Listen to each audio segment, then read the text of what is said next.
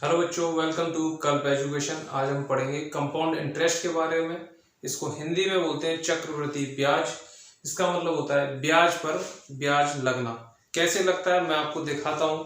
ब्याज पर ब्याज कैसे लगती है और ये सीआई और एसआई से किस तरीके से अलग है ये भी हम देखेंगे। मान लीजिए आपने किसी को 1,000 रुपये उधार दिए, ठीक है, और उससे कहा कि मैं तुझसे सालाना 10% की ब्याज लूंगा। रेट तो मैंने आपको बताई दी। 10% का मतलब क्या होता है? 1/10। रेट मैंने आपको एसआई वाले चैप्टर में बहुत अच्छे से समझाई। स्टार्टिंग ही रेट से करिए, बस उसी तरीके से इसमें यूज होना हो उसका।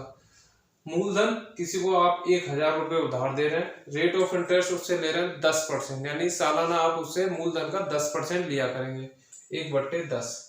तो 3 साल के लिए आप मान लीजिए आपने दे दिया, फर्स्ट ईयर, सेकेंड ईयर और थर्ड ईयर। 3 साल के लिए आपने किसी को ब्याज पर जो है ये 1,000 रुपये दिए हैं। कौन सी ब्याज है? कंपाउंड इंटरेस्ट वाली, चक्रवृद्धि ब्याज पर। तो पहली साल 1,000 पर 10% मिलेंगे, तो 1,000 का 10% कितना होगा? 100 रुपये होंगे। पहली साल तो एसआई में भी 100 रुपये आया था। इसका मतलब आप नोट करके डाल सकते हैं, यहाँ नोट बनाइए कि अब हिंदी में लिख लीजिए या किसी कैसे भी लिख लीजिए कि पहली साल में सीआई और एसआई जो होता है वो सेम होता है, यानी सेम ब्याज मिलती है। अगर 1,000 पर मुझे 1 साल बाद एसआई निकालना होता तो कितना आता? 10% इसका लेंगे तो 100 ही आता, और सीआई भी सेम आ रहा है, यानी पहली साल में एसआई और सीआई सेम होता है। अच्छा, दूसरी साल आएगी, इस पर मुझे 1,000 रुपये, इस पर एसआई कितना मिलेगा? 100 रुपये मिलेगा, क्योंकि 1,000 का 10%, ठीक है, 100 रुपये मिल गया मूलधन पे। अब इस ब्याज जो हमें पिछली साल मिली थी इसका 10% मिलेगा, तो कितना आएगा? 100 का 10% कितना होता है? 10 रुपये। 100 का 10% कितना होता है? 10 रुपये। जब तीसरी साल आएगी, इस 1,000 पर मुझे कितना मिलेगा? 100 रुपये मिलेगा, 10% मिलेगा। फिर इस वाली ब्याज पर मुझे कितना मिलेगा? 100 का 10%। इस वाली ब्याज पर कितना मिलेगा? 10%। और इस वाली ब्याज पर ये जो 10 रुपये, 10 का 10% कितना होता है? 1। तो इस तरीके से आपने देखा कि हमें ब्याज पर ब्याज जो मिलती है, ये वाला अमाउंट जो हमें मिल रहा है ये हमें एसआई से एक्स्ट्रा मिल रहा है। क्यों मिल रहा है? क्योंकि एसआई तो मूलधन पे मिलती है, ये एक्स्ट्रा इसलिए मिल रहा है क्योंकि ये अमाउंट हमें मिला है ब्याज पर लग के। ब्याज पर ब्याज मिली है, ये 100 जो रुपए ब्याज मिली थी इस पर अब 10% और मिला। इस तरीके से हमें ये ब्याज मिली एक्स्ट्रा एसआई के अलावा। तो ये क्या हो गया? ये जो लाइन होती है, अब इसको लाइन को समझो, ये हमारा क्या बता रहा है? एसआई। 100 हर साल से मिलते हैं तो ये एसआई हो गया। और ये ओवरऑल क्या हो गया? ये हमारा हो गया सीआई। ये हमारा सीआई हो गया और ये हमारा एसआई हो गया, और ये पूरा क्या हो गया? सीआई हो गया। और ये गोला सा जो बचा, सिर्फ ये गोला, ये क्या है? हमारा सीआई और एसआई का डिफरेंस। सीआई और एसआई का ये क्या है? डिफरेंस है, क्योंकि पूरा ये सीआई है और ये वाली लाइन एसआई है, तो सीआई में से ये एसआई हटा दूं तो बचेगा कितना? ये। तो ये सीआई और एसआई का डिफरेंस है, ये वही डिफरेंस है जो कि एसआई से ज्यादा है, जो कि हमें ब्याज पर ब्याज मिला है। तो ये बात हम समझ गए। अब हम कुछ और बातें समझ लेते हैं कि पहली साल हमें ब्याज कितनी मिली थी? 100। दूसरी साल हमें 110 रुपये मिल गए थे, और तीसरी साल हमें 121 रुपये मिल गए थे। पहली साल सीआई 100 मिला, दूसरी साल 110 मिला, और तीसरी साल 121 मिला। और अगर हमारा जब प्रिंसिपल 1,000 था, तो 1,000 में पहली साल पे 100 रुपये जुड़ जाएंगे तो कितने हो जाएंगे? 1,100। और फिर इस 1,100 पे ब्याज मिलेगी मुझे कितनी? 110। तो कितनी हो जाएगी 1,100 पे? 1,210।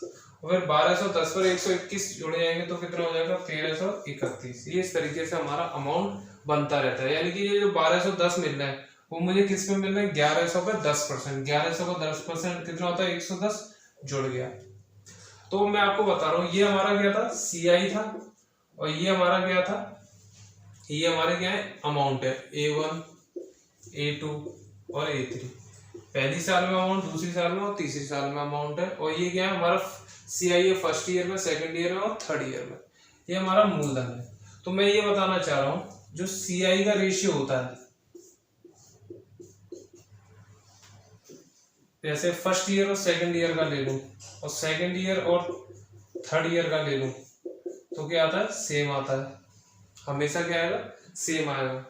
अगर मुझे इसी तरीके से प्रिंसिपल और अमाउंट का ले लूं, प्रिंसिपल और A1 का ले लूं, या फिर A1 और A2 का ले लूं, या A2 और A3 का ले लूं, ये हमेशा रेशियो क्या होंगे, सेम आएंगे। आप करके देख सकते हैं, हमेशा सेम आएगा। यहाँ वैल्यू पुट करके देखना, CI यहाँ 100 है और यहाँ 110 है, ये तो 100 और 110 कितना हो गया, 10/11। CI2 कितना है, 110 है और ये कितना है, 121 है। 110 यानी 11x10 और 121 यानी 11x11, 11 से ग्रेटर 10/11।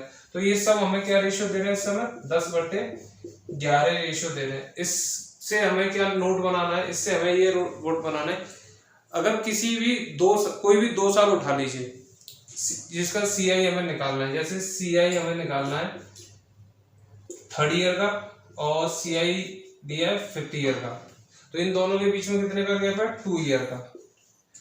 तो इनका जो रेशियो बनेगा, अगर कोई CI है 7th ईयर का और कोई CI है 9th ईयर का, यहाँ भी कितने का गैप है, 2 ईयर का, तो जो रेशियो बनेगा इनके CI का वो क्या आएगा, सेम आएगा।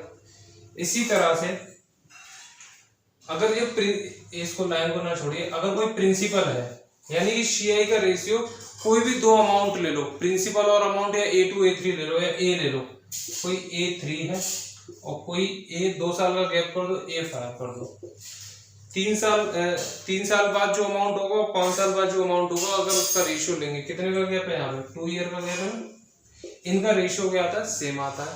ये भी आपको समझ में आएगी, आप इसको एक बार लिख लीजिए, उतार लीजिए और ये देखिए कि ऐसा ऐसा मैं बता रहा हूँ, ये आपको लिखना है। जब हम सवाल करेंगे तब आपको समझ में आएगा। वैसे आप यहाँ इसको देख सकते हैं, आपके सामने जो रेशियो है मैंने करके दिखाया कि 10/11 आता है। कोई सवाल आएगा तो उसमें ही बताऊंगा कि CI तीसरे साल पे 5 साल पे जो रेशियो बनता है वो 7वें और 9वें पर भी सेम आएगा, बस उनके बीच में जो ईयर गैप है वो सेम होना चाहिए। इससे बहुत सारे सवाल हो जाते हैं, बहुत जल्दी सवाल हो जाते हैं इस कॉन्सेप्ट से।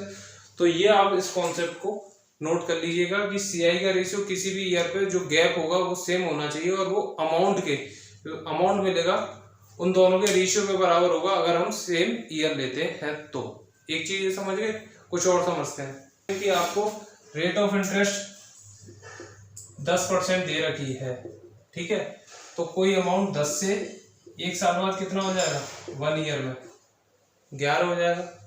सेकेंड ईयर में क्या होगा, 100 से इसका क्या कर दो, फर्स्ट सेकंड ईयर में जाना है तो इसका क्या कर दो, स्क्वायर कर दो, जो भी ये है, तो 10 का स्क्वायर कर दो और 11 का स्क्वायर कर दो, तो कितना बन जाएगा 100 और ये कितना बन गया 110।